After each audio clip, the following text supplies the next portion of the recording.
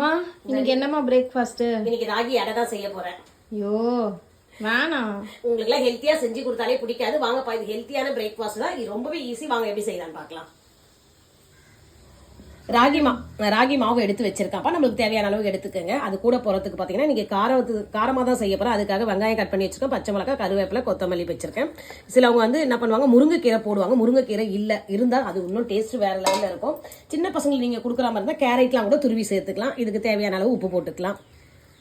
இப்போ திட்டமா தண்ணி ஊற்றி அதை மாவு வந்து கொஞ்சம் கட்டியாக பிசைஞ்சு எடுத்துக்கலாம். மாவை இந்த அளவுக்கு நான் எடுத்து வச்சிருக்கேன்ப்பா. இந்த அளவுக்கு நம்ம எடுத்துக்கணும், பிசைஞ்சு வச்சுக்கணும். இப்போ இது தோசைக்கல்ல போட்டு தட்டணும். இல்லை கொஞ்சம் எண்ணெய் விட்டுருக்கான்ப்பா. இது கையில் வந்து கொஞ்சம் தண்ணி தொட்டு இந்த மாவை எடுத்துக்கணும். எடுத்து இந்த மாதிரி வச்சு இந்த பார்த்தீங்களா, இது கொஞ்சம் தண்ணியை தொட்டுட்டு நல்லா தரட்டி விடணும். அளவுக்கு திக்னஸ் வேணும், எந்த அளவுக்கு மெலிசாக வேணும்னு பார்த்து நீங்கள் இதை மாதிரி தட்டி எடுத்துக்கணும். இந்த மாதிரி கையில் நம்ம தட்டி எடுக்கிறதுனால தான் இது பேர் அடன்னு வந்திருக்கு. இது சிரிக்காதீங்க, ரொம்பவே ஹெல்த்தியான டிஃபன் இது. இதை பார்த்தீங்கன்னா நாங்கள் ஊரில் இருக்க சொல்ல அம்மாலாம் வந்து பார்த்தீங்கன்னா காலையில இதை கொடுக்க மாட்டாங்க.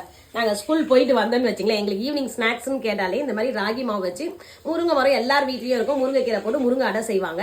வெல்லம் போட்டு வந்து ஸ்வீட்டாக செஞ்சு கொடுப்பாங்க அடை. அப்படி இல்லைனாலும் புட்டு, மோஸ்ட்லி புட்டு செய்வாங்க, தேங்காவை திருவி போட்டு சூப்பராக இருக்கும். நம்ம வீட்டில் இந்த சூப்பரான ஹெல்த்தியான பிரேக்ஃபாஸ்ட் ரெடி ஆகிடுச்சுப்பா. நீங்களும் உங்கள் குழந்தைங்களுக்கு அடிக்கடி செஞ்சு கொடுங்க. உங்களுக்கு பிடிச்ச மாதிரி செஞ்சு கொடுங்க. இப்போ நம்ம வீட்டில் பிரேக்ஃபாஸ்ட் சூப்பராக ரெடியாக இருக்கு. வாங்க ஒருவர்களே சாப்பிடலாம்.